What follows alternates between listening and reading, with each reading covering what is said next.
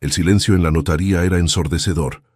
Mi hija Beatriz, de 32 años, tamborileaba las uñas en el mármol de la mesa mientras el notario organizaba los documentos que cambiarían mi vida para siempre. A mi lado izquierdo, el licenciado Rodrigo me lanzaba miradas de desesperación, como si estuviera viendo a un hombre tirarse de un precipicio.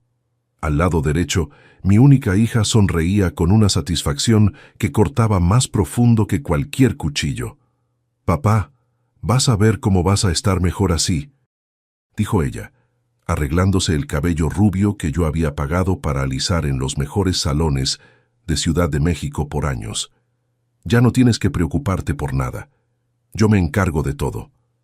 A los 68 años, después de 4 décadas construyendo una empresa de construcción que empleaba 87 personas, estaba ahí firmando la transferencia de todo: la empresa, la casa de 400 metros cuadrados en Polanco, las 3 propiedades de renta y hasta el control de mis cuentas bancarias.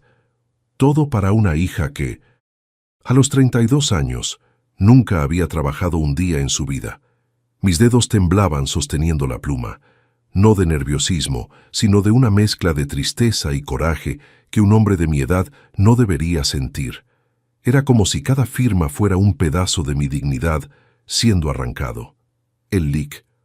Rodrigo había tratado de convencerme de no hacer esto durante 3 reuniones. «Señor Eduardo, esto es un error irreversible», me había dicho. «Su hija no tiene experiencia para administrar un patrimonio de este tamaño». Pero yo había decidido, no por generosidad, no por amor paternal, había decidido porque estaba cansado de pleitos, cansado de chantajes emocionales, cansado de escuchar a mi propia hija decir que yo ya había vivido suficiente y que era hora de pasar la estafeta, cansado de ser tratado como un obstáculo en el camino de su vida. La primera firma fue en la transferencia de la empresa. 40 años de trabajo pesado, madrugadas en la oficina, fines de semana perdidos, relaciones sacrificadas para construir algo sólido. 40 años resumidos en una firma de 5 segundos. Beatriz se inclinó para ver mejor, como si estuviera viendo la película de su propia victoria. La segunda firma fue en la escritura de la casa donde había crecido, donde yo la había cargado en brazos cuando tenía fiebre, donde le enseñé a andar en bicicleta en el patio. La casa que yo había construido ladrillo por ladrillo, literalmente, los fines de semana, cuando la empresa aún era pequeña, y no podía contratar albañiles para todo. «Ya era hora», murmuró, como si hablara para sí misma. «Esa casa necesitaba una renovación completa. Voy a hacer una remodelación preciosa». La tercera firma fue la que más dolió: el poder notarial de las cuentas bancarias. No solo el acceso, sino el control total. Estaba entregando no solo el dinero que había acumulado, sino también mi independencia financiera. A los 68 años me estaba volviendo dependiente de la generosidad de mi propia hija. «Papá, entiendes que ahora vas a tener que pedirme cuando quieras comprar algo, ¿verdad?», dijo, ajustando la bolsa Louis Vuitton que yo le había comprado en Navidad pasado. «Es por tu propio bien. A veces gastas dinero en cosas innecesarias». Cosas innecesarias, como los 500 pesos que gastaba al mes cortándome el cabello en la misma peluquería desde hace 20 años, como los 200 pesos que le daba de propina al portero en Navidad, como los 400 pesos que enviaba mensualmente a una institución de 1900. Caridad que cuidaba niños abandonados. Cosas innecesarias. El momento más humillante fue cuando me quitó la cartera de las manos. Simplemente extendió la mano y esperó a que se la entregara, como si yo fuera un niño que no supiera administrar su propio dinero. En la cartera había 1,600 pesos en efectivo, 2 tarjetas de crédito y mi licencia de manejo. Tomó las tarjetas y contó el dinero frente a mí. 1,600 pesos, anunció, como si estuviera haciendo un inventario. «Esto te va a durar un tiempo para tus pequeñas necesidades». Pequeñas necesidades. Mi vida se había resumido a pequeñas necesidades. El lic. Rodrigo carraspeó, claramente incómodo. «Señorita Beatriz», dijo, «tal vez sea mejor discutir los detalles de la administración en otro momento». No, Lo interrumpió con una sonrisa dulce que no llegaba a los ojos. Es mejor dejar todo bien claro desde el principio. Papito, vas a seguir viviendo en la casa, obvio, pero ahora es mi casa. Entonces algunas cosas van a cambiar. Por ejemplo, esos amigos tuyos que se la pasan yendo a jugar dominó los domingos. Tal vez sea mejor que busquen otro lugar. Los amigos. Antonio, José, Roberto y Mario. Hombres como yo, que habían trabajado toda la vida y ahora se reunían para unas horas de distracción. Hombres que ella consideraba viejos ridículos que hacen mucho ruido. El último documento era la transferencia de las propiedades de renta. 3 casas que había comprado a lo largo de los años como inversión, que generaban una renta mensual de 9,000 pesos, dinero que usaba para pequeños lujos y para tener una reserva de seguridad. Ahora también sería de ella. Cuando terminé de firmar, Beatriz se levantó y me dio un abrazo. Un abrazo que olía al perfume caro que yo había financiado y que parecía más una celebración de la victoria que una demostración de cariño filial. «Ahora sí, papi», dijo apretando mi mano. «Ahora ya puedes por fin descansar. Ya no tienes que preocuparte por nada». Descansar. A los 68 años, con salud perfecta, mente lúcida y energía para 10 años más de trabajo, estaba siendo jubilado obligatoriamente de mi propia vida. Hay silencios de padre que pesan más que gritos.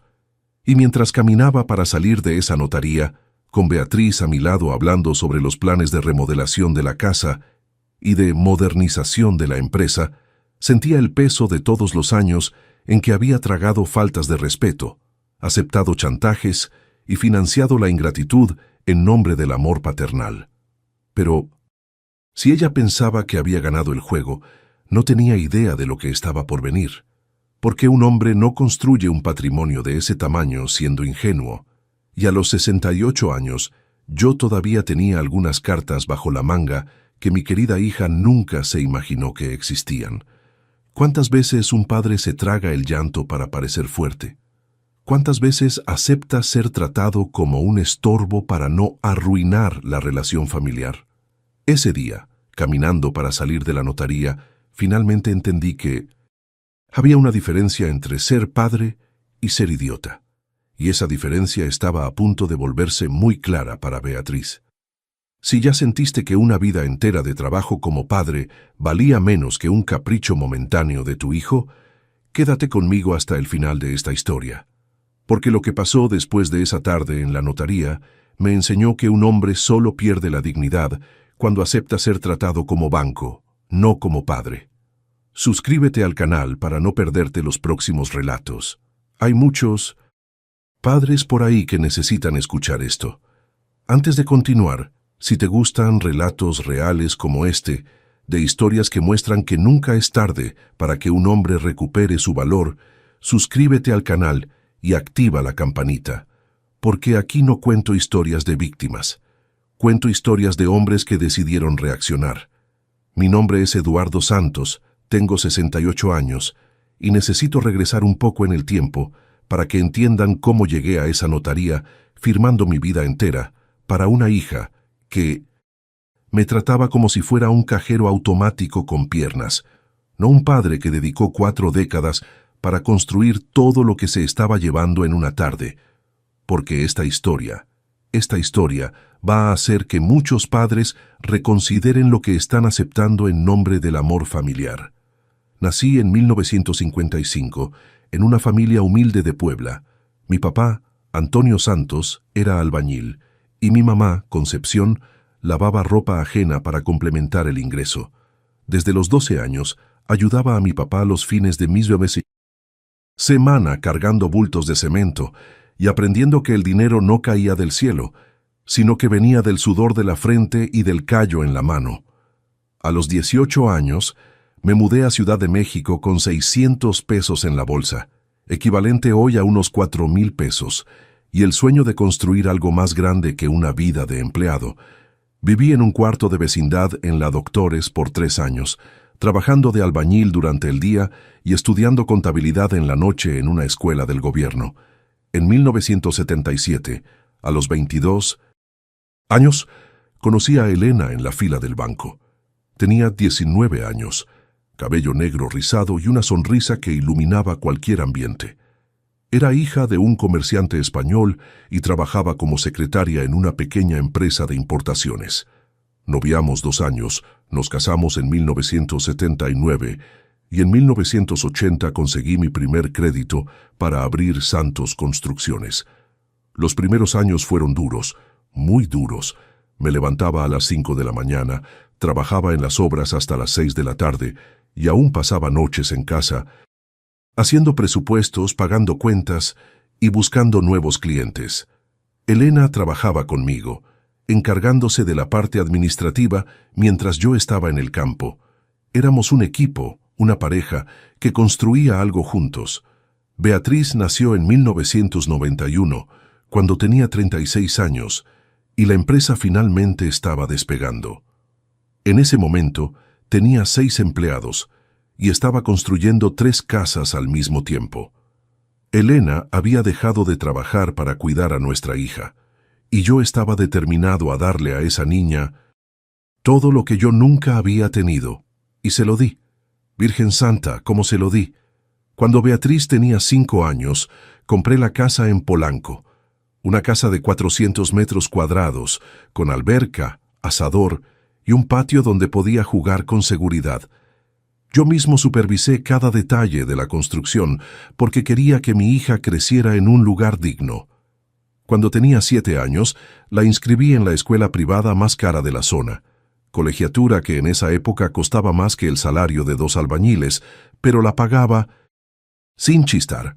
Quería que tuviera la educación que yo nunca tuve: inglés, francés, natación, ballet, piano, todo lo que quisiera. A los 10 años le regalé el primer iPhone. A los 12, la primera laptop. A los 15, compré un carro para que aprendiera a manejar. A los 18, el día de la graduación del bachillerato, le entregué las llaves de un Honda Civic del año. Para que tengas independencia, le dije orgulloso. Durante todos esos años, Elena y yo vivíamos para Beatriz. No salíamos a cenar afuera, para ahorrar dinero para sus cursos. No viajábamos para destinar el dinero del viaje para sus regalos de cumpleaños. Nuestra vida social se reducía a eventos relacionados con su escuela, fiestas de cumpleaños de sus amiguitos, presentaciones de ballet. En 2010, cuando Beatriz tenía 19 años estudiando administración en una universidad privada carísima, Elena descubrió un cáncer de ovarios. El diagnóstico llegó un jueves y el viernes ya estaba corriendo detrás de los mejores médicos de Ciudad de México, seguro médico privado, consultas con especialistas, medicamentos importados. Gasté más de 400,000 pesos en 2 años de tratamiento. Beatriz, que estaba en el 3er año de la universidad, apenas visitaba a su mamá en el hospital. Siempre tenía una excusa: examen importante, trabajo de la universidad, compromiso social. Elena murió en 2012, un martes de lluvia, apretando mi mano. Beatriz llegó 20 minutos después de que empezó el velorio, porque el tráfico estaba imposible. Después de la muerte de Elena, mi vida se resumió al trabajo y a Beatriz. La empresa había crecido, tenía 45 empleados y estaba construyendo edificios enteros. Beatriz se graduó en 2013 y le ofrecí un puesto en la empresa. «Papá, no quiero trabajar todavía», dijo. «Quiero disfrutar un poco la vida primero». Y disfrutó.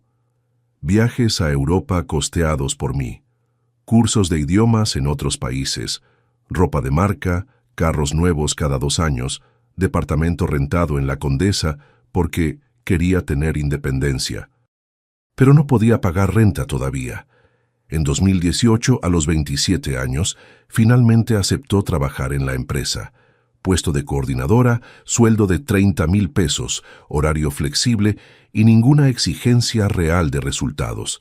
Era más una mesada disfrazada de sueldo que un trabajo de verdad. Durante esos años construí también las 3 casas de renta, una estrategia de inversión que el contador había sugerido. «Señor Eduardo, usted necesita diversificar», me dijo. «La construcción es cíclica, pero la renta es ingreso garantizado». Las 3 casas generaban 9,000 pesos al mes, dinero que usaba para pequeños lujos y para mantener una reserva de emergencia. Pero lo que más guardo en la memoria de todos esos años son los pequeños momentos de felicidad genuina con Beatriz, cuando era pequeña y corría a abrazarme cuando llegaba a casa, cuando me llamaba para que viera los dibujos que hacía en la escuela, cuando insistía en que le leyera un cuento antes de dormir, aunque yo llegara muerto de cansancio de las obras. Recuerdo un domingo específico, debía tener unos 8 años cuando me despertó a las 7 de la mañana. «Papá, vamos a hacer hotcakes», dijo brincando en la cama.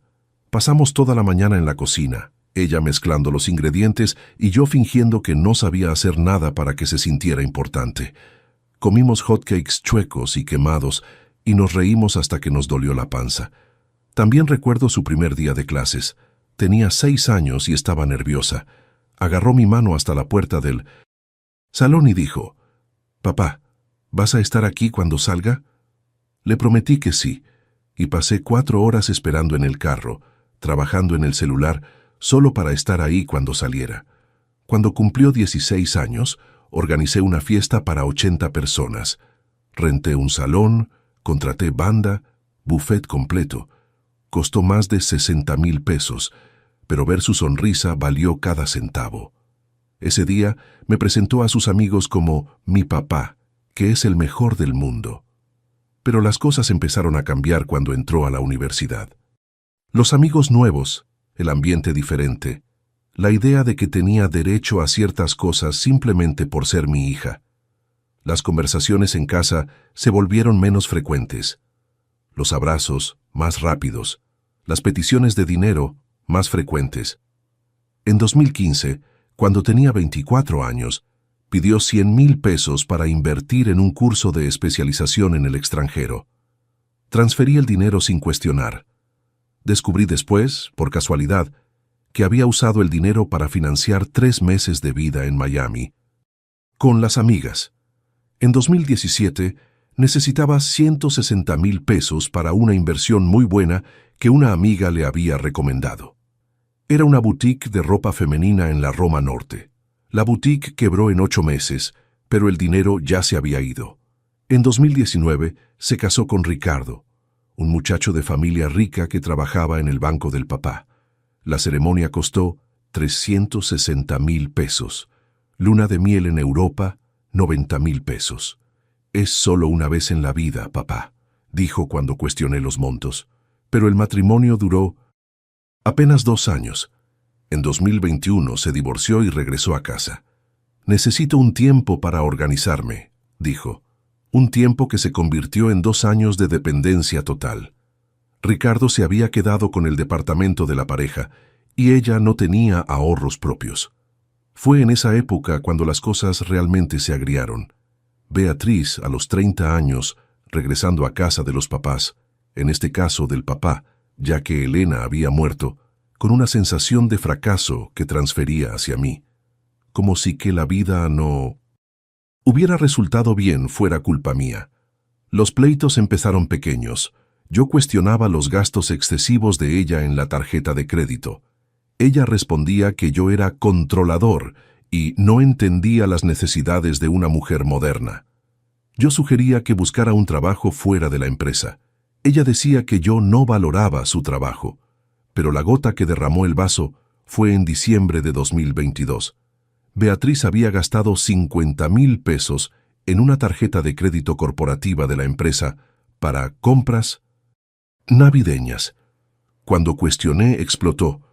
«Papá, ¿no entiendes que me merezco estas cosas? Pasé toda la vida siendo tu hija perfecta y ahora que necesito apoyo, ¿me vas a estar cobrando?» Y entonces dijo la frase que lo cambió todo. «Además, tú ya viviste suficiente. Ya es hora de que pases esta estafeta a quien realmente entiende el mundo moderno». Ya había vivido suficiente. A los 67 años, con salud perfecta y energía para 10 años más de trabajo productivo, mi propia hija creía que yo ya había vivido suficiente. Desde ese día, la presión aumentó. Empezó a cuestionar todas mis decisiones en la empresa. Les decía a los empleados que yo estaba poniéndome viejo, y que, pronto, ella asumiría todo. Empezó a traer consultores para modernizar los procesos, siempre gente que cobraba fortunas por reportes que yo ya me sabía de memoria. En marzo de 2023, trajo la propuesta final. Papá, ya hablé con un abogado. Es mejor que me transfieras todo oficialmente. Es mejor para los impuestos. Mejor para la empresa, mejor para todos. Y así fue como llegamos a esa notaría en una tarde de septiembre. Yo, a los 68 años, transfiriendo una vida entera de trabajo para una hija que creía que yo ya había vivido suficiente. Pero hay algo que Beatriz nunca supo, y esa cosa estaba a punto de cambiar completamente el juego. Existe una soledad específica de hombre que crió hijos que después se volvieron extraños, y me tardé años en admitir que estaba viviendo exactamente eso. Las primeras señales de que algo estaba mal empezaron sutilmente, como siempre empiezan estas cosas, como una gotera pequeña en una tubería que ignoras hasta que se inunda la casa. En 2016, cuando Beatriz tenía 25 años, empezó a usar una palabra que me molestaba profundamente: merezco. Papá, me merezco un viaje para relajarme. Papá, me merezco un carro mejor. Papá, me merezco ropa de calidad. Siempre merezco. Nunca me gustaría. Nunca ¿será que puedo? Nunca cuando sea posible. Como si el mundo, y especialmente yo, debiera satisfacer sus deseos simplemente porque existía. El primer préstamo pasó en enero de 2017. Beatriz apareció en mi oficina un jueves, vistiendo un vestido que costaba más que el sueldo mensual de uno de mis albañiles, y dijo que necesitaba 30,000 pesos prestados para liquidar la tarjeta de crédito. «Es solo hasta fin de mes, papi», dijo, sentándose en la silla frente a mi escritorio como si estuviera en una junta de negocios. «Después te pago todo de vuelta». Debería haber preguntado por qué la tarjeta estaba al límite. Debería haber cuestionado en qué había gastado tanto dinero. Debería haber exigido un cronograma de pago. Pero no hice nada de eso.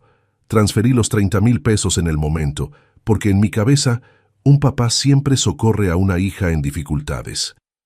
Marzo llegó. Abril pasó. Mayo se fue.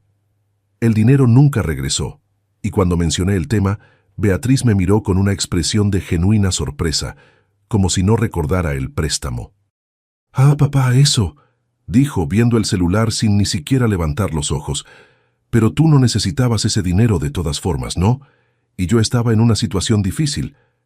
Y así nació el patrón. Beatriz necesitaba dinero, yo se lo daba, ella se olvidaba de pagar, y yo me tragaba el coraje para no arruinar la relación familiar. La segunda señal fueron las mentiras sobre emergencias. En junio de 2017 me llamó llorando a las 11 de la noche. «Papá, me chocaron el carro por atrás. Necesito arreglar lo urgente para trabajar mañana. El seguro no va a cubrir todo». 16,000 pesos para una reparación urgente que descubrí después habían sido solo unos rayones en la pintura. El dinero se usó para un viaje a Cancún con las amigas. ¿Cómo me enteré? Por accidente, viendo las fotos que subió a Instagram. Cuando la confronté dijo: «Papá, realmente necesitaba esos días de descanso. Estaba muy estresada».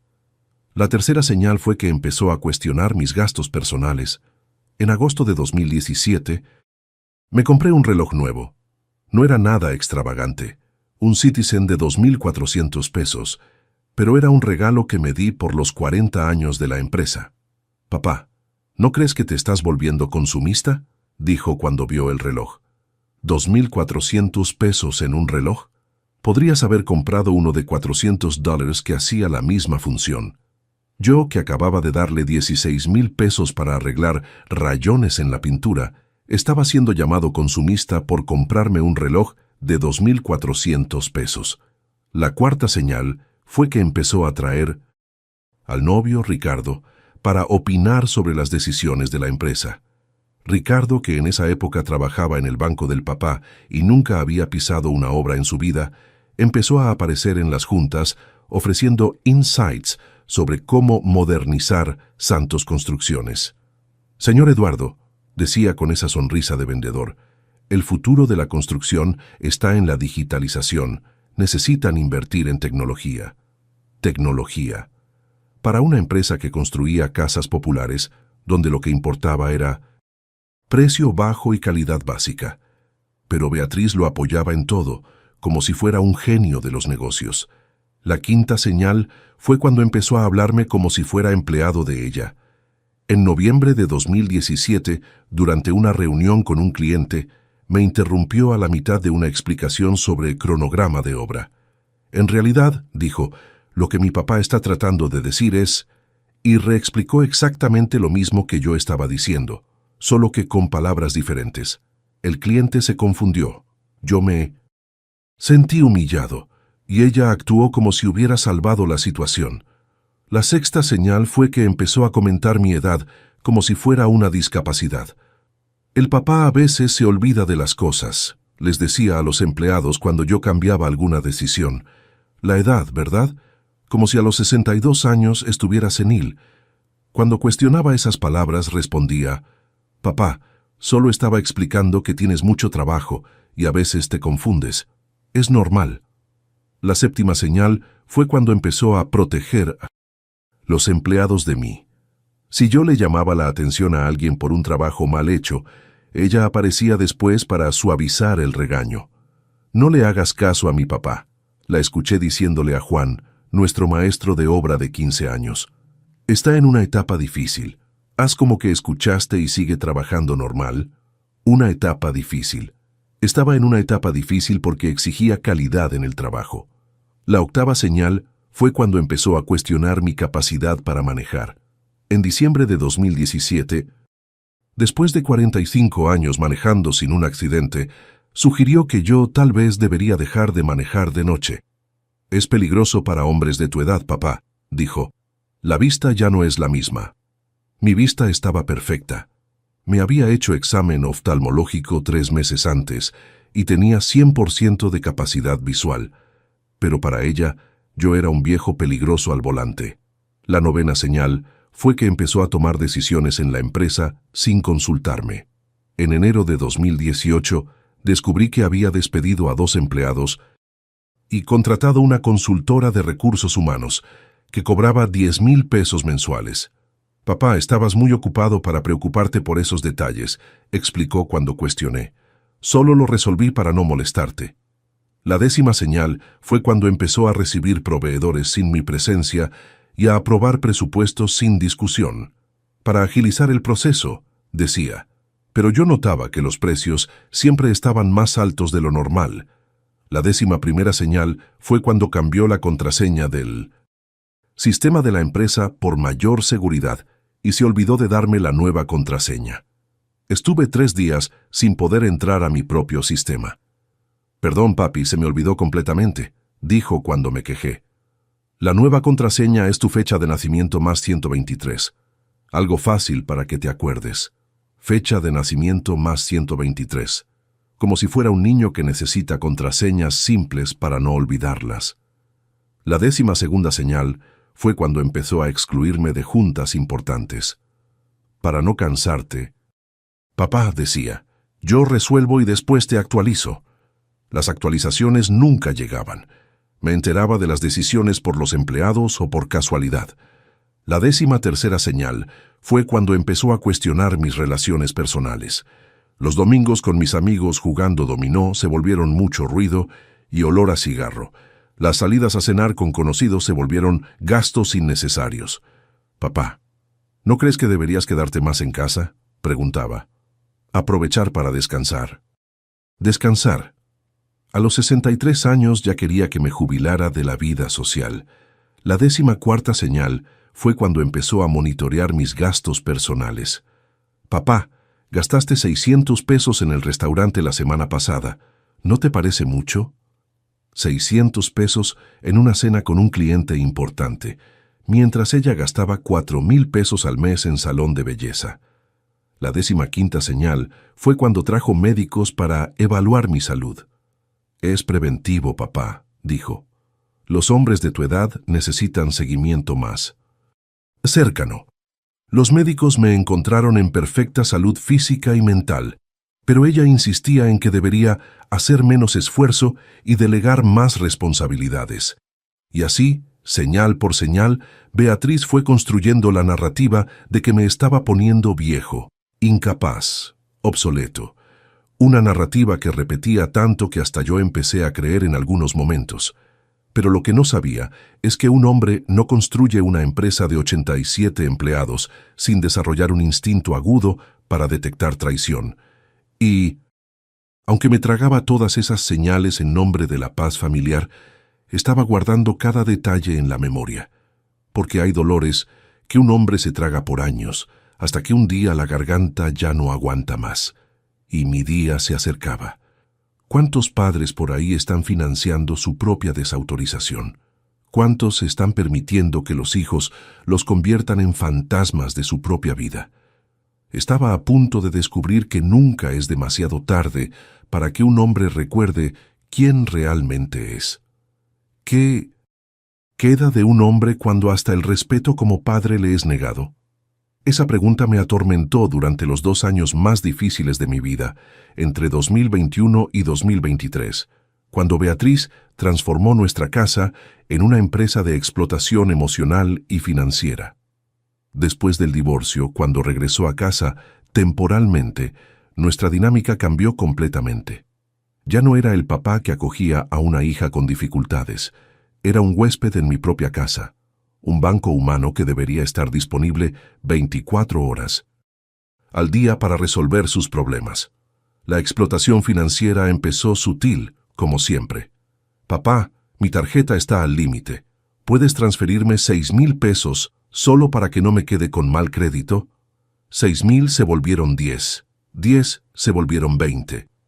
En 6 meses había prestado 94,000 pesos que nunca fueron devueltos, pero lo que más me lastimaba no era el dinero, era la forma en que me pedía, sin por favor, sin gracias, sin reconocimiento, como si me debiera eso, como si 32 años de vida la hubieran capacitado para usar mi dinero como si fuera suyo. En marzo de 2022 descubrí que había hecho un crédito personal a mi nombre. 170,000 pesos que serían descontados de mi pensión del IMSS durante los próximos 15 años.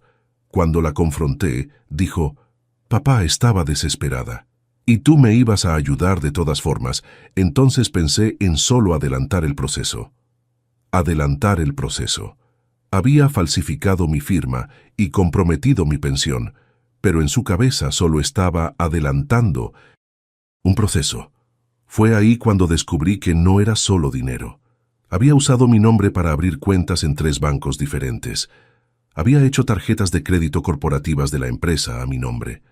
Hasta había financiado un carro nuevo usando mi empresa como aval sin que yo supiera. «Beatriz, esto es delito», le dije sosteniendo los documentos que encontré en el cajón de la oficina. «Puedes ir a la cárcel por esto. Delito es que dejes a tu hija en una situación difícil pudiendo ayudar», respondió arreglándose las uñas sin ni siquiera levantar los ojos de los documentos. «Además, ¿quién te va a denunciar? ¿Tú?» Y ahí estaba, el chantaje emocional perfecto. No iba a denunciar a mi propia hija. Ella lo sabía, yo lo sabía. Había construido un sistema de explotación a prueba de consecuencias. Pero lo peor de todo no eran los delitos financieros. Lo peor era el gaslighting sistemático, la manipulación psicológica que me hacía cuestionar mi propia cordura. «Papá, te estás poniendo paranoico», decía cuando cuestionaba gastos excesivos. «Eso es normal en hombres de tu edad. Tal vez deberías hablar con alguien».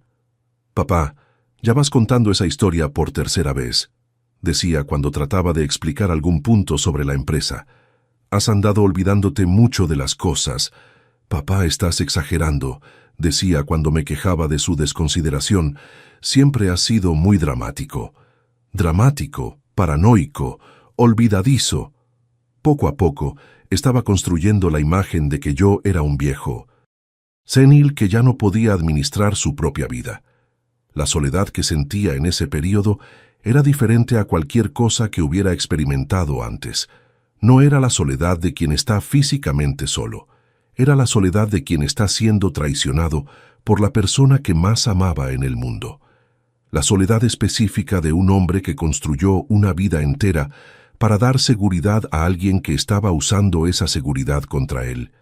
Y hay una soledad específica de los hombres de mi edad que poco se habla. Cuando pasas de los 60, tus papás ya murieron, muchos amigos se alejaron o también murieron, y los hijos están muy ocupados para darte atención. Te vuelves una especie de fantasma social, alguien que todavía está vivo, pero que nadie considera relevante para el futuro. Beatriz explotaba exactamente esa vulnerabilidad. Sabía que no tenía a quién acudir. Elena había muerto. Mis papás, hacía años. Mis hermanos vivían lejos y teníamos poco contacto. Mis amigos eran todos hombres de mi edad, que estaban lidiando con problemas similares. ¿A quién le vas a ir a contar, papá?, me dijo una vez durante una discusión sobre dinero. ¿Quién va a creer tu versión de la historia? Y tenía razón. ¿Quién iba a creer que una hija graduada, bonita, bien vestida, estaba sistemáticamente robando y manipulando a un papá de 67 años?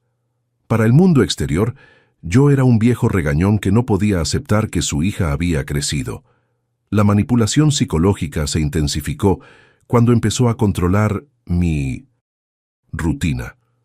Papá, no deberías salir de noche. Es peligroso para hombres de tu edad. Papá, no deberías manejar cuando llueve. Puede ser riesgoso. Papá, no deberías tomar cerveza con los amigos. No le hace bien a la presión. Cada consejo era en realidad un intento de aislarme, de convertirme en prisionero de mi propia casa. Y funcionaba, porque usaba el lenguaje del cuidado para ejercer control. El aislamiento social es un arma poderosa contra los hombres mayores. La sociedad ya nos trata como invisibles después de los 60, y cuando la propia familia refuerza ese aislamiento, te vas volviendo una sombra de quien fuiste. Dejé de salir con los amigos porque ella se quejaba del ruido. Dejé de viajar porque decía que era gasto innecesario. Dejé de hacer planes para el futuro porque me convencía de que ya había vivido suficiente. Durante ese periodo, mi salud mental se desplomó. Empecé a tener insomnio, despertándome a las 3 de la mañana, pensando en los problemas financieros que había creado. Empecé a tener dolores de cabeza constantes, fruto de la tensión permanente de vivir en una casa donde era tratado como un estorbo. Perdí 12 kilos en 6 meses. No por dieta, sino por ansiedad. Dejé de sentir placer en cosas que siempre me gustaron. La comida no tenía sabor. Las películas no captaban mi atención. Hasta el trabajo, que siempre había sido mi pasión, se volvió una carga. Y hay algo que los hombres de mi generación no sabemos hacer: pedir ayuda.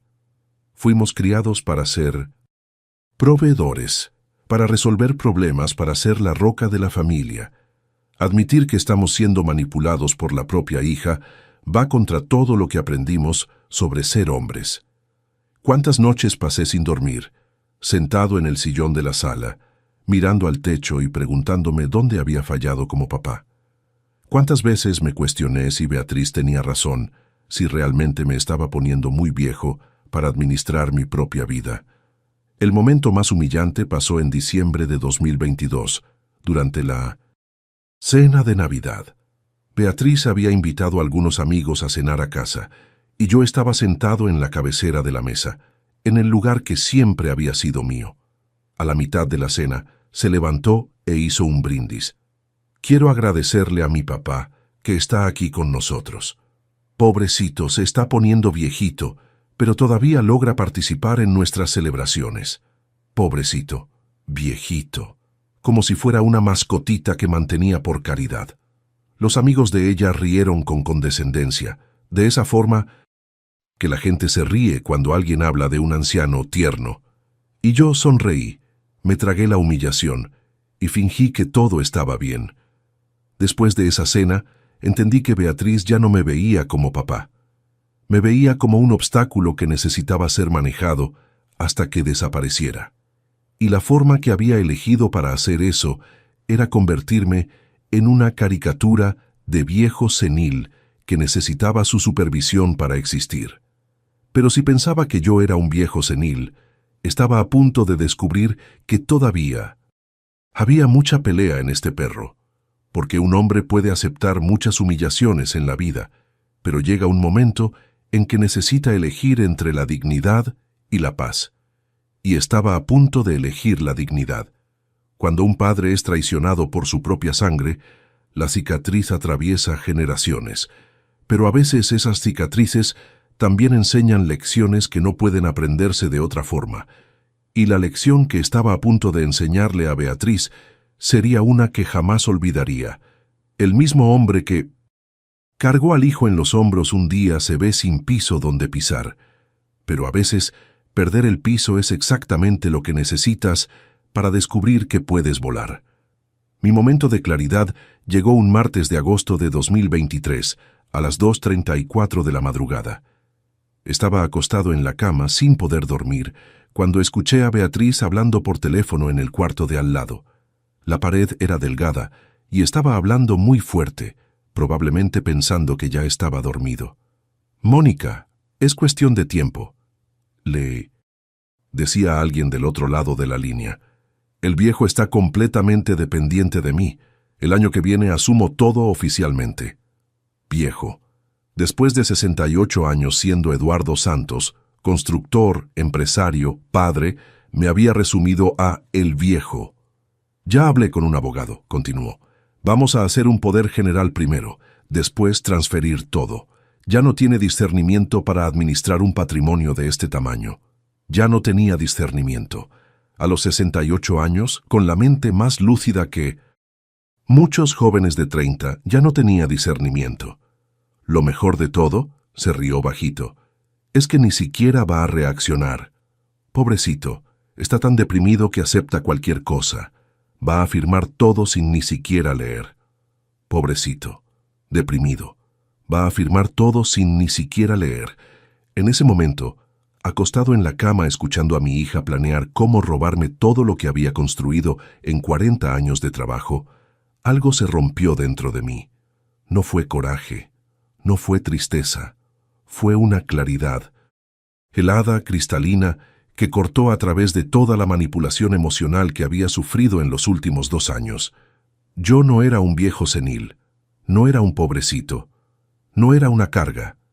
Era Eduardo Santos, un hombre que había construido un imperio con sus propias manos y que todavía tenía más estrategia en una uña de lo que mi hija tenía en todo el cuerpo.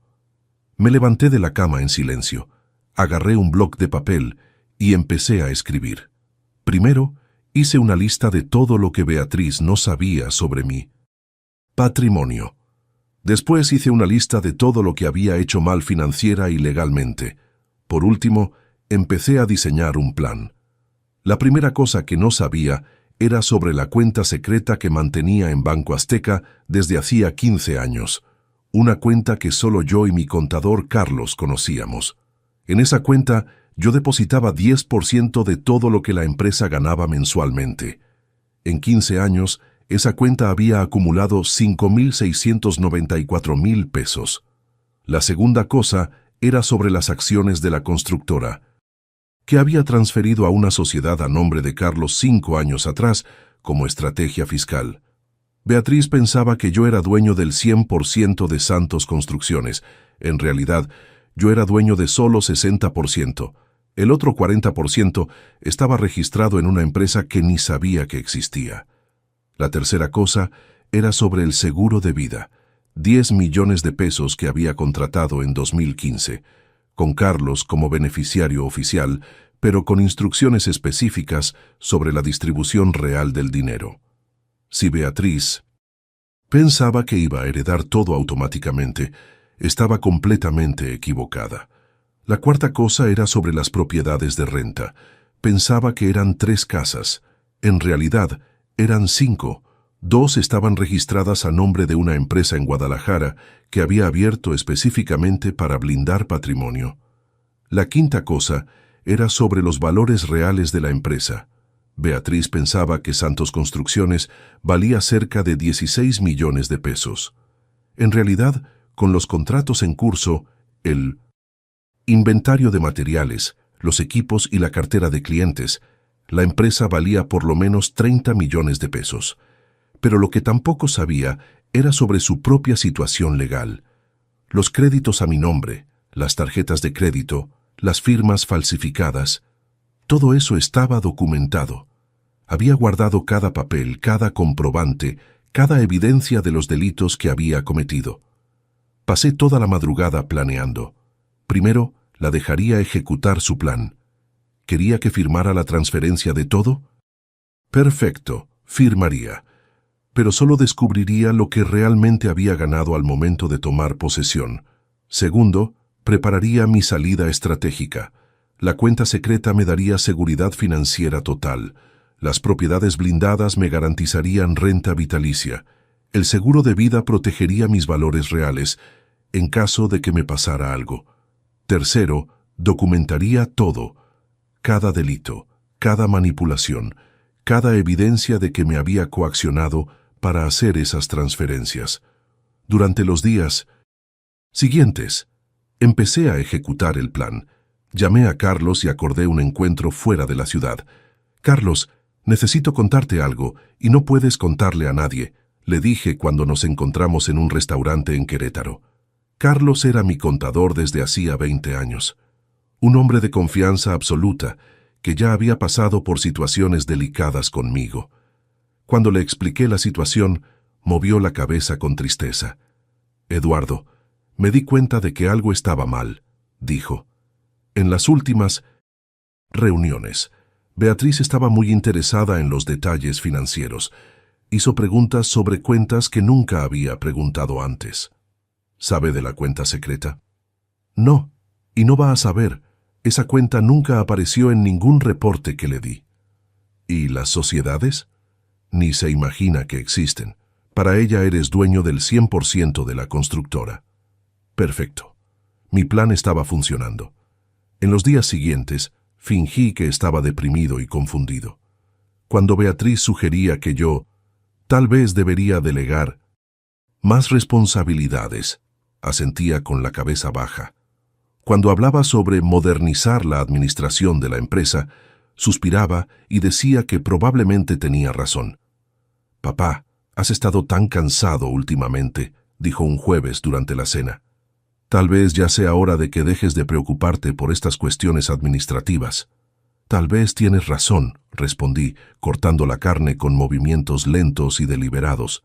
«Tal vez ya trabajé suficiente». Sonrió. Era una sonrisa de victoria, anticipada, como si ya hubiera ganado una carrera que yo ni sabía que estábamos corriendo. «Ya hablé con un abogado», dijo, agarrando una servilleta para limpiarse la boca. «Dijo que lo mejor sería transferirme todo oficialmente. Es mejor para los impuestos, mejor para la empresa». «Si crees que es mejor», dije, evitando mirarla a los ojos. «Creo que sí, papá. Te mereces descansar, disfrutar tus últimos años sin preocuparte por el trabajo». Últimos años, como si tuviera 95 años en una cama de hospital, no 68 años en perfecta salud. Durante las semanas siguientes, trajo al abogado a casa, un hombre joven de unos 35 años, que claramente veía esa situación como un caso simple de sucesión familiar. Me explicó los documentos con ese tono condescendiente que la gente usa para hablar con ancianos. «Señor Eduardo, son solo formalidades», dijo, abriendo la carpeta con los documentos. «La transferencia va a proteger su patrimonio y garantizar que todo se quede en la familia». Fingí que estaba confundido con algunos términos jurídicos. Hice preguntas básicas sobre impuestos. Demostré la inseguridad que Beatriz esperaba ver y acepté firmar todo. «Solo voy a pedir una cosa», dije, mirando al abogado. «Quiero que la firma sea en la notaría frente a testigos, para que todo sea oficial». Beatriz y el abogado intercambiaron una mirada. Probablemente pensaron que quería formalizar todo por paranoia de viejo. En realidad, quería testigos para lo que estaba a punto de pasar. La semana antes de ir a la notaría, llamé a Carlos una vez más. «¿Está todo preparado?» «Todo. Las cuentas secretas están seguras. Las sociedades están blindadas y preparé un reporte completo de todos los delitos que cometió: falsificación de firma, uso indebido de RFC, créditos no autorizados. Todo documentado. ¿Y el plan B? Si por cualquier motivo quieres revertir las transferencias, tenemos evidencias suficientes de coacción y manipulación psicológica. Cualquier juez anularía esos contratos. Perfecto. Tenía dos salidas: dejar que Beatriz descubriera que había heredado mucho menos de lo que imaginaba, o anular todo y procesarla criminalmente. Dependería de cómo reaccionara cuando descubriera la verdad. La víspera de ir a la notaría, me di un baño largo, me afeité con cuidado y elegí mi mejor ropa. No porque estuviera feliz, sino porque un hombre debe estar bien vestido en los momentos más importantes de la vida. Me miré en el espejo y vi no a un viejo derrotado, sino a un estratega a punto de ejecutar el plan más importante de su vida. Beatriz había pasado 2 años subestimándome, tratándome como un obstáculo, reduciéndome a el viejo. Mañana descubriría que había subestimado completamente quién era yo en realidad. Algunas puentes después de quemarse no necesitan ser reconstruidos, aunque hayas ayudado a construirlos. Y el puente entre Beatriz y yo estaba a punto de ser probado por el fuego. Lo que no sabía era que yo había construido un nuevo puente para mí mismo. Un puente que me llevaría de regreso a la dignidad que había perdido en el camino. Lo primero que me llamó la atención cuando llegamos a la notaría fue la expresión de confianza absoluta en el rostro de Beatriz. Saludó al escribano como si fuera una vieja conocida, se arregló el cabello en el reflejo del vidrio y se sentó en la silla como una reina asumiendo el trono. «Papá, ¿estás seguro de que estás bien?», me preguntó, con esa voz dulce y falsa que usaba cuando quería parecer preocupada frente a otras personas. «¿Puedo pedirte un vaso de agua?». «Estoy bien, mija», respondí, manteniendo el tono de resignación que esperaba escuchar. «Solo quiero acabar pronto con esto». El LIC, Rodrigo, mi abogado, me lanzó otra mirada de desesperación. No podía entender por qué estaba determinado a firmar esos documentos. Lo que no sabía era que había contratado en secreto a otro abogado, LIC, Antonio Morales, que estaba esperando en una sala al lado con una carpeta llena de sorpresas para Beatriz. El escribano empezó a leer los documentos. Transferencia de la empresa Santos Construcciones, transferencia de la casa en Polanco, transferencia de las 3 propiedades de renta conocidas, transferencia del control de las cuentas bancarias, poder general para todos los actos de la vida civil. Con cada documento leído, Beatriz sonreía un poco más. Cuando llegamos al final, estaba prácticamente radiante. «Señor Eduardo», dijo el escribano, «¿tiene absoluta certeza de que desea hacer estas transferencias?». «La tengo», respondí, firmando el primer documento. «¿Entiende que está transfiriendo todos los bienes listados a su hija?». «Entiendo», respondí, firmando el segundo documento. «¿Y está haciendo esto por libre y espontánea voluntad?». Fue ahí cuando miré directamente a Beatriz. Estaba inclinada hacia adelante, los ojos brillando de ansiedad y codicia. «Estoy haciendo esto», dije lentamente, «porque mi hija me convenció de que ya viví suficiente y que es hora de pasar la estafeta». El escribano frunció el ceño. «Perdón, señor Eduardo. Mi hija cree que a los 68 años ya no tengo discernimiento para administrar mi propio patrimonio», continué, todavía mirándola. «Piensa que soy un viejo pobrecito que necesita su supervisión para existir». Beatriz empezó a ponerse incómoda. «Papá, por favor». «Entonces», dije firmando el último documento, «voy a darle exactamente lo que cree que se merece». El escribano selló los documentos. «Listo», anunció. «Las transferencias están oficializadas». Beatriz se levantó de la silla como si hubiera ganado la lotería. Abrazó a su abogado, me dio un beso en la mejilla que pareció más una celebración de la victoria que un gesto de cariño filial. «Ahora sí, papi», dijo, guardando los documentos en la bolsa. «Ahora ya puedes por fin descansar». Fue ahí cuando el escribano hizo la pregunta que lo cambiaría todo. «Señorita Beatriz, ¿Le gustaría hacer el inventario completo de los bienes hoy mismo? Tenemos algunos documentos complementarios que necesitan firmarse. Beatriz se veía confundida. ¿Documentos complementarios? Sí, dijo el escribano, consultando una carpeta. Referentes a las propiedades en Guadalajara, a las participaciones societarias en las empresas holding y a las cuentas bancarias complementarias. La sonrisa de Beatriz se congeló. ¿Qué propiedades en Guadalajara? Las 2 casas de renta registradas en la empresa GDL Inversiones, explicó el escribano. ¿Y qué holdings? Santos Participaciones. Y Eduardo Santos Holdings, continuó el escribano leyendo los documentos. Juntas poseen el 40% de las acciones de Santos Construcciones. Fue ahí cuando el color desapareció del rostro de Beatriz. Papá, dijo volteándose hacia mí con los ojos desorbitados, ¿qué historia es esta? Ah, dije, como si hubiera olvidado mencionar un detalle menor. ¿No te platiqué sobre las otras propiedades? ¿Qué otras propiedades? El escribano siguió leyendo. Y también tenemos aquí la documentación de Cintos. Una cuenta bancaria en Banco Azteca con saldo actual de 5.694.000 pesos. Beatriz se sentó pesadamente en la silla. ¿Qué cuenta es esa? Una cuenta que mantengo desde hace 15 años, respondí calmadamente. Para emergencias. Papá, dijo, y por primera vez en 2 años escuché genuina inseguridad en su voz. No me dijiste nada sobre esto. No me preguntaste, respondí. Solo preguntaste sobre las cosas que ya sabías que existían. El abogado de ella, que hasta entonces había estado sonriendo satisfecho, empezó a sudar. Señor Eduardo, esta información debería haberse mencionado antes de la firma. ¿Por qué? Pregunté, fingiendo inocencia. Mi hija dijo que ya no tenía discernimiento para administrar mi patrimonio. Entonces pensé que era mejor dejarla descubrir cuál es el tamaño real de ese patrimonio después. Fue ahí cuando el LIC, Antonio Morales, entró a la sala. Con permiso, dijo, presentándose al escribano. Soy el LIC, Antonio Morales, abogado del señor Eduardo Santos. Vine a entregar algunos documentos complementarios.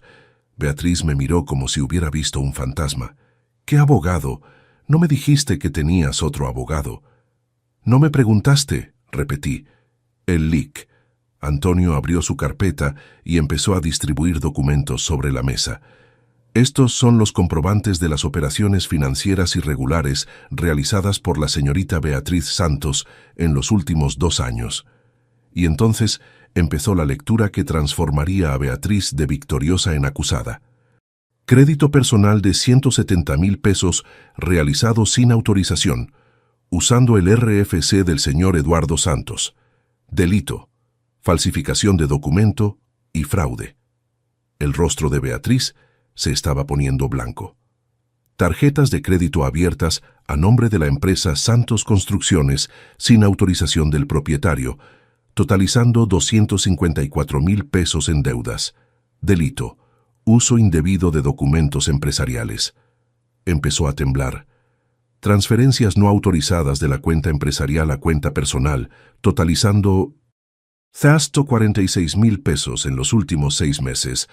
Delito, apropiación indebida.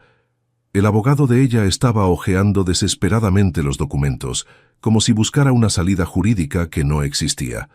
Y por último, continuó el LIC. Antonio, tenemos aquí grabaciones de conversaciones telefónicas donde la señorita Beatriz admite estar coaccionando psicológicamente al padre para obtener control del patrimonio. Beatriz se levantó de la silla como si hubiera recibido una descarga eléctrica. ¿Qué? Grabaciones. Las paredes de nuestra casa son delgadas, mija, dije mirándola directamente a los ojos, y un hombre que construyó un patrimonio de este tamaño no llegó hasta aquí siendo ingenuo. Fue ahí cuando explotó. La máscara de hija preocupada se cayó completamente, y apareció la verdadera Beatriz. «Eres un hijo de puta», gritó, golpeando el puño en la mesa. «Me engañaste». «¿Yo te engañé?», pregunté, manteniendo la voz calmada. ¿O tú trataste de robarme y descubriste que no soy tan senil como pensabas? Papá, no me puedes hacer esto, soy tu hija. Exacto, dije levantándome de la silla. Eres mi hija, y durante 2 años me trataste como un estorbo, un obstáculo, un viejo pobrecito que necesitaba ser administrado. El escribano, claramente incómodo con la situación, trató de intervenir. Tal vez sea mejor discutir esto en privado. No, dije firmemente. Quiero que quede registrado oficialmente. Beatriz, ¿quieres saber lo que realmente heredaste hoy? Me miró con odio mezclado con miedo. Heredaste el 60% de una empresa que debe 680,000 pesos a proveedores, deudas que tú creaste con tus compras innecesarias. Heredaste una casa que tiene una hipoteca de 1,780,000 pesos que hiciste sin que yo supiera. Heredaste 3 propiedades que tienen predial atrasado desde hace 2 años. Con cada número que decía, se ponía más pálida. Los 5,694,000 pesos de la cuenta secreta no se transfirieron. Las 2 propiedades de Guadalajara no se transfirieron. El 40% de la empresa que está en las holdings no se transfirió. Se apoyó en la mesa para no caerse. ¿Sabes qué más heredaste? Continué. Un proceso penal por falsificación, fraude y apropiación indebida, y una investigación del SAT sobre evasión fiscal. El abogado de ella estaba guardando los documentos apresuradamente. Señorita Beatriz, necesitamos salir de aquí ahora. No, gritó, volteándose hacia mí. No me puedes procesar. Soy tu hija. ¿Qué va a pensar la gente? Van a pensar, dije, agarrando mi carpeta, que un padre finalmente tuvo valor para enseñarle límites a una hija ingrata. Fue ahí cuando intentó la última carta. Empezó a llorar, de esa forma dramática que siempre funcionaba cuando era niña. Papá, por favor, sollozó. Te pido perdón, me equivoqué, pero eres mi papá, me tienes que perdonar. Beatriz, dije, poniéndole la mano en el hombro, te perdono. Pero perdonar no significa aceptar, y procesar no significa que no te amo. Significa que me amo lo suficiente para no aceptar ser tratado como basura. Dejó de llorar inmediatamente. ¿Entonces me vas a procesar de verdad? Te voy a dar una opción, dije. Puedes devolver voluntariamente todo lo que robaste, someterte a tratamiento psicológico y trabajar para pagar las deudas que creaste. O puedo dejar que la justicia resuelva. ¿Y si elijo la primera opción? Vas a trabajar de verdad por primera vez en la vida. Vas a aprender que el dinero se gana, no se hereda. Y vas a descubrir quién eres cuando ya no puedes usar mi nombre para conseguir las cosas. El silencio en la notaría era total. Beatriz me miraba como si estuviera viendo a un extraño. «Cambiaste», dijo finalmente. «No», respondí. «Regresé a ser quien siempre fui. Tú nunca me conociste realmente». Y salí de esa notaría sabiendo que había hecho lo más difícil que un padre puede hacer: elegir el respeto propio por encima de la paz familiar. Beatriz se quedó atrás, tratando de entender cómo el viejo pobrecito había logrado dar una lección de estrategia que jamás olvidaría. Los primeros días después de la notaría fueron los más extraños de mi vida, no por la situación legal, el LIC.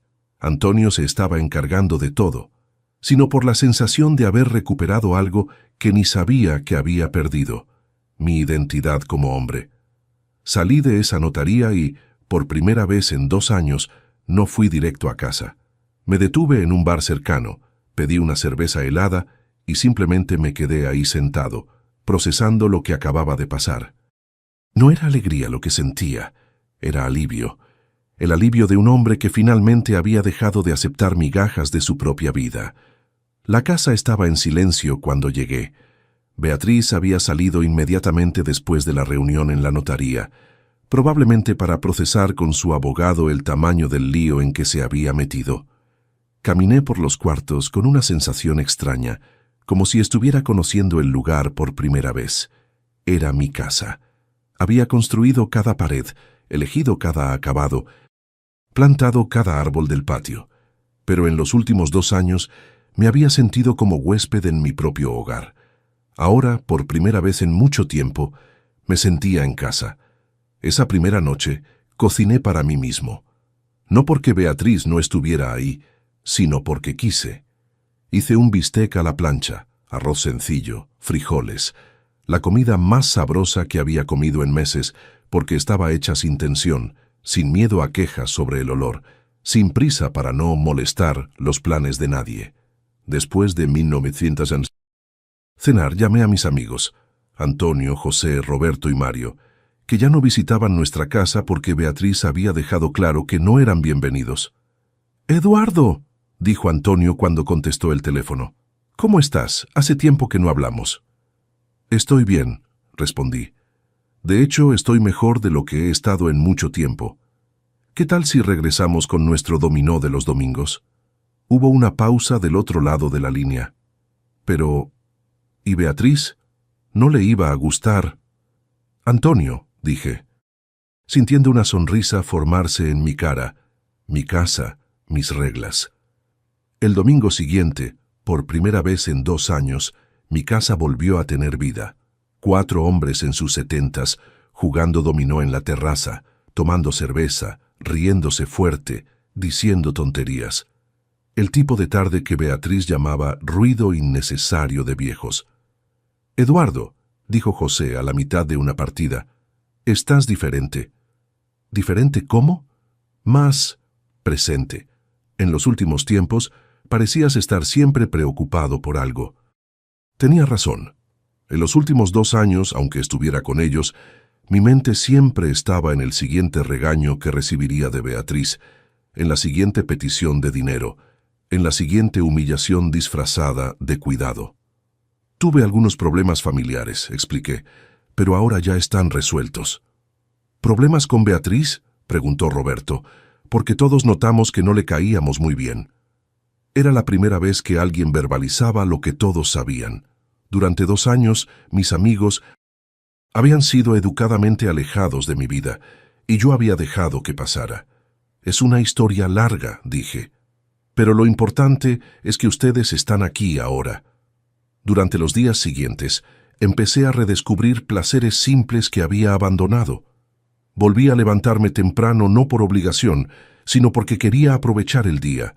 Volví a caminar en el parque cerca de casa, algo que dejé de hacer porque Beatriz decía que era peligroso para hombres de mi edad.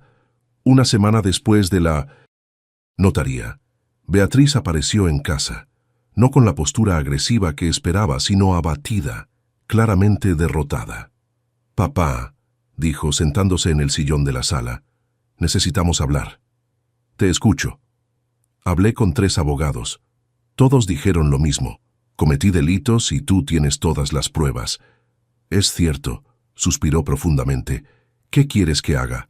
Era la primera vez en 2 años que me preguntaba qué quería yo, en lugar de decirme lo que debería hacer. «Primero», dije, «quiero que devuelvas todo el dinero que agarraste sin autorización. Todo. Hasta el último peso». «Papá, no tengo todo ese dinero. Lo gasté». «Entonces vas a trabajar para juntarlo», la interrumpí. «Vas a conseguir un trabajo de verdad. Vas a ganar tu propio dinero. Vas a pagar tus propias cuentas». «Pero papá». «Segundo», continué, «vas a hacer terapia. Vas a entender por qué creíste que tenías derecho a tratarme como basura solo por ser tu papá. Tercero, te vas de la casa. Vas a rentar un departamento. Vas a aprender a vivir con tu propio dinero. Vas a descubrir cuánto cuesta la vida real. Y cuarto», finalicé, «cuando hayas demostrado que aprendiste a respetarme como ser humano, no solo como fuente de dinero. Ahí hablamos sobre reconstruir nuestra relación». Se quedó en silencio por mucho tiempo. «¿Y si no acepto estas condiciones?» «Entonces te conviertes en acusada en un proceso penal y descubres cómo es la vida en la cárcel». «Papá, ¿realmente me mandarías a la cárcel?» La miré directamente a los ojos. «Beatriz, ¿realmente creíste que podías robarme, manipularme y humillarme sin consecuencias?» Bajó la cabeza. «Acepto las condiciones». «Perfecto. Tienes hasta fin de mes para salirte de la casa». 2 semanas después, Beatriz se había mudado a un departamento de 2 cuartos en Nesa. Por primera vez en su vida estaba pagando renta, luz, supermercado. Había conseguido trabajo en una empresa de marketing digital, ganando 9,000 pesos al mes, menos de la mitad de lo que gastaba mensualmente cuando vivía conmigo. Y por primera vez en décadas, estaba viviendo solo en mi propia casa. La sensación era rara al principio. Despertarme y no escuchar ruido de secadora. Llegar a casa y encontrar silencio, no quejas sobre algo que había hecho mal. Cenar viendo las noticias, sin que nadie se quejara de que el volumen estaba alto. Pero no era una soledad triste. Era una soledad elegida, digna, respetuosa. Era la diferencia entre estar solo y estar en paz. Un mes después de la mudanza de Beatriz, decidí hacer algo que no hacía desde hacía 15 años, viajar solo. Agarré el carro y manejé hasta un hotel en Valle de Bravo que siempre quise conocer. Fueron 5 días de pura libertad. Despertarme a la hora que quería, comer donde quería, visitar lo que quería. Hablé con otros huéspedes. Me hice amigo de una pareja de jubilados de Monterrey que también estaba redescubriendo la vida después de que los hijos se fueran de casa. «Eduardo», dijo doña Carmen la última noche, «pareces un hombre que se está reencontrando». Tenía razón. A los 68 años me estaba reencontrando. De vuelta en Ciudad de México, empecé a hacer cambios en la empresa también. Con Beatriz fuera, pude implementar las mejoras que siempre saboteaba con sus modernizaciones caras e inútiles. La productividad mejoró. El ambiente de trabajo se volvió más ligero. Los empleados volvieron a buscarme directamente para resolver problemas. 3 meses después de la notaría, Carlos me buscó con una propuesta interesante. «Eduardo», dijo durante una de nuestras juntas mensuales, «¿ya pensaste en expandir la empresa a otros estados?» «¿Cómo?»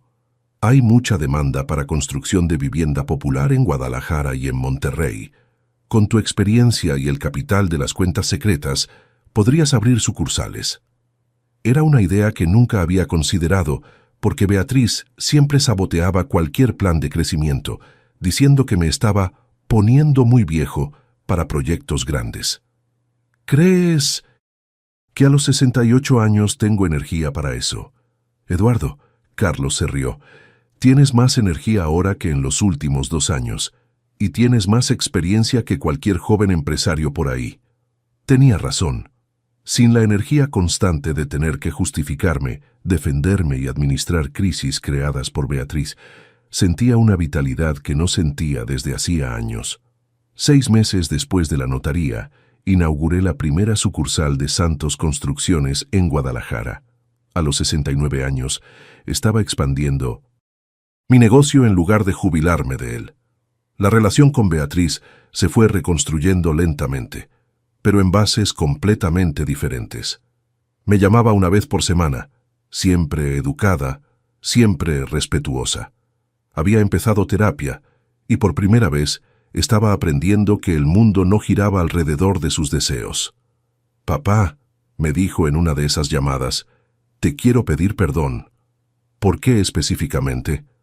«Por haberte tratado como si fueras un estorbo, por haber creído que me merecía todo sin trabajar por nada, por haber tratado de robarte». «Acepto tus disculpas», respondí, «pero quiero que entiendas que aceptar disculpas no significa olvidar lo que pasó». «Entiendo, y quiero que sepas que estoy aprendiendo». «¿Aprendiendo qué?» «Que ser hija no me da derecho a nada más que amor, que el respeto se gana, no se hereda, y que eres un hombre mucho más fuerte de lo que jamás me imaginé». 1 año después de la notaría, Beatriz había pagado la mitad de las deudas que creó. Continuaba en 1900. Terapia, continuaba trabajando, continuaba viviendo sola, y por primera vez en nuestra relación me buscaba para platicar sobre su vida sin pedirme dinero. «Papá», me dijo en una visita de domingo, «¿eres feliz?» «Sí», respondí sinceramente. «Por primera vez en años, soy verdaderamente feliz». «Aunque con todo lo que pasó entre nosotros». «Beatriz», dije, sirviéndole café a los dos, «crié a una hija que creía que se merecía todo sin trabajar por nada. Pero el hombre que salió de esa notaría descubrió que todavía tenía mucho que construir en la vida. Y era verdad. A los 69 años no me estaba jubilando de la vida. Estaba empezando un nuevo capítulo basado en el respeto propio y en la dignidad que había recuperado. Algunas personas creen que familia es quien acepta todo de ti. Yo aprendí que familia de verdad es quien te ama lo suficiente para enseñarte límites. 2 años después de esa notaría, estoy aquí en la terraza de mi casa en Ciudad de México, viendo el atardecer de un jueves cualquiera, y puedo decir con absoluta certeza, nunca es demasiado tarde para que un hombre recupere su dignidad. Santos Construcciones hoy tiene sucursales en 3 estados. A los 71 años, sigo trabajando no porque necesite, sino porque quiero. La diferencia es abismal. Trabajar por obligación te envejece, trabajar por gusto te rejuvenece. Beatriz y yo nos hablamos cada semana. Terminó de pagar todas las deudas que había creado a mi nombre hace 6 meses. Consiguió un ascenso en la empresa donde trabaja. Está saliendo con un muchacho que conoció en terapia, también alguien que está aprendiendo sobre límites sanos, y por primera vez en su vida está construyendo algo con sus propias manos. La semana pasada me invitó a conocer el departamento nuevo que compró con su propio dinero. Un departamento pequeño, sencillo, pero conquistado con honestidad. Cuando llegamos ahí, dijo una frase que me emocionó. Papá, es la primera cosa en mi vida que es realmente mía. La relación entre nosotros cambió completamente. No vuelve a ser lo que era cuando era niña. Eso sería imposible después de todo lo que pasó. Pero se transformó en algo nuevo, basado en el respeto mutuo y en el reconocimiento de que somos 2 personas adultas con vidas independientes. Ya no me pide dinero. Cuando tiene problemas, me busca para platicar, para pedir consejos, pero siempre deja claro que la responsabilidad de resolver es suya.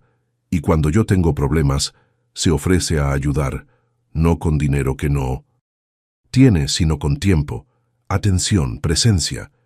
Mis amigos siguen viniendo aquí todos los domingos a jugar dominó. La casa volvió a tener vida, risas, conversaciones fuertes. Antonio, José, Roberto y Mario se volvieron no solo compañeros de juego, sino una red de apoyo masculina que no sabía que necesitaba. El mes pasado organizamos un viaje a Guanajuato para visitar las haciendas históricas de la región. 4 hombres en sus 70s, manejando por las carreteras rurales, parándose en cantinas de carretera, contando historias de cuando éramos jóvenes. Fue una de las semanas más divertidas que tuve en décadas. La empresa sigue creciendo. Inauguramos la 3ª sucursal el mes pasado, ahora en Monterrey. Tengo 2 socios nuevos, ingenieros jóvenes que conocí en una expo de construcción y que trajeron energía nueva para proyectos viejos. A los 71 años, todavía estoy aprendiendo cosas nuevas sobre el negocio que construí hace 46 años. Pero el cambio más importante no fue externo, fue interno. Fue el redescubrimiento de quién soy cuando no estoy siendo manipulado, disminuido o tratado como un obstáculo en la vida de otra persona. Redescubrí que me gusta levantarme temprano no por obligación, sino porque es cuando el día está lleno de posibilidades. Redescubrí que me gusta cocinar, cuidar la casa, elegir qué ver en la TV sin tener que justificar mis decisiones. Redescubrí que me gusta platicar con gente, empleados, clientes, vecinos. Durante años evité conversaciones largas porque Beatriz siempre me interrumpía o me corregía, haciéndome sentir que mis opiniones no eran relevantes. Redescubrí que tengo sentido del humor. En los últimos 2 años de la convivencia difícil con Beatriz, me había vuelto una versión seria y tensa de mí mismo. Ahora vuelvo a reír, a hacer bromas, a encontrar alegría en cosas simples. Redescubrí que tengo sueños. A los 71 años, todavía quiero conocer lugares nuevos, aprender habilidades nuevas, construir proyectos nuevos. La edad no es una limitación, es una acumulación de experiencia que me permite soñar con más sabiduría, pero principalmente Redescubrí que tengo valor como ser humano independientemente de ser papá, abuelo o proveedor. Durante décadas, mi identidad estaba totalmente ligada a lo que podía ofrecer a los otros. Ahora sé que tengo valor por lo que soy, no por lo que poseo. La lección más importante que aprendí es que amor verdadero a veces requiere dureza. Durante 2 años, confundí amor paternal con aceptación pasiva de abuso. Creí que ser un buen papá significaba aceptar cualquier comportamiento de mi hija en nombre de la armonía familiar. Descubrí que lo contrario es verdadero. Enseñar límites a una hija adulta fue uno de los mayores actos de amor que jamás practiqué. No fue fácil, fueron noches sin dormir, momentos de duda, lágrimas tragadas. Pero fue necesario. Hoy, Beatriz es una mejor persona porque aprendí a decir no. Trabaja, paga sus cuentas, construyó relaciones sanas, desarrolló autoestima basada en logros reales. Si hubiera continuado financiando su irresponsabilidad, nunca habría descubierto su propia fuerza. Para los hombres que me están escuchando y que tal vez estén pasando por situaciones similares, quiero decir algunas cosas. Primero, no eres cruel por establecer límites con hijos adultos. No eres mal papá por exigir respeto. No eres egoísta por proteger tu patrimonio y tu dignidad. Segundo, nunca es demasiado tarde para cambiar una dinámica familiar tóxica. Yo tenía 68 años cuando decidí reaccionar. Si tienes 50, 60, 70 u 80 años y estás siendo explotado o irrespetado por hijos adultos, todavía tienes tiempo de cambiar la situación. Tercero, amor verdadero a veces requiere valor para hacer decisiones difíciles. Si estás financiando la irresponsabilidad de un hijo adulto, no estás ayudando. Estás perjudicando. Estás impidiendo que desarrolle las habilidades necesarias para la vida adulta. Cuarto, tu vida no se acabó cuando tus hijos crecieron. Tu función de papá no es sacrificarte hasta morir para garantizar la comodidad de hijos adultos. Tienes derecho a una vida plena, respetuosa, digna, independientemente de lo que otros esperen de ti. Quinto, busca ayuda si es necesario. Platicar con amigos, terapeutas, otros papás que pasaron por situaciones similares. Los hombres de nuestra generación fuimos enseñados a tragarnos los problemas y resolver todo solos. Pero algunas situaciones requieren apoyo externo. Y por último, recuerda que construiste mucho más que un patrimonio financiero a lo largo de la vida. Construiste experiencia, sabiduría, relaciones, historias. Eso no puede ser robado o transferido a nadie. Eso es tuyo, independientemente de lo que pase con casas, empresas o cuentas bancarias. Si mi historia como padre te llegó al corazón, quiero saber de dónde estás viendo. Escribe aquí en los comentarios tu ciudad, tu estado o hasta tu país. Déjame saber que este mensaje llegó hasta ti. Y si conoces algún papá que está aceptando menos de lo que merece, comparte este video, porque hay muchos hombres que necesitan entender que valorarse no es egoísmo, es necesidad. Si este relato te hizo reflexionar, deja un comentario contando de dónde estás viendo. Escribe también lo que sentiste al escuchar esta historia. Cuéntame, ¿ya necesitaste imponer límites con tus hijos? Y si esta historia te hizo pensar, deja tu like y suscríbete al canal para seguir viendo historias reales de hombres que eligieron su dignidad. Porque aquí no contamos historias de víctimas, contamos historias de nuevo comienzo. Un abrazo desde Ciudad de México. Y recuerda, construiste mucho más que una familia. Construiste un hombre que merece respeto. ¿Cuántas veces nosotros, los hombres, nos tragamos la falta de respeto en nombre de la paz? ¿Cuántos padres están financiando su propia humillación?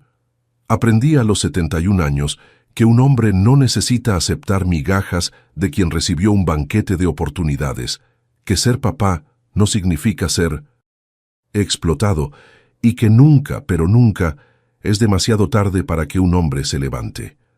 Hoy, cuando me veo en el espejo, ya no veo a un viejo pobrecito que necesita supervisión.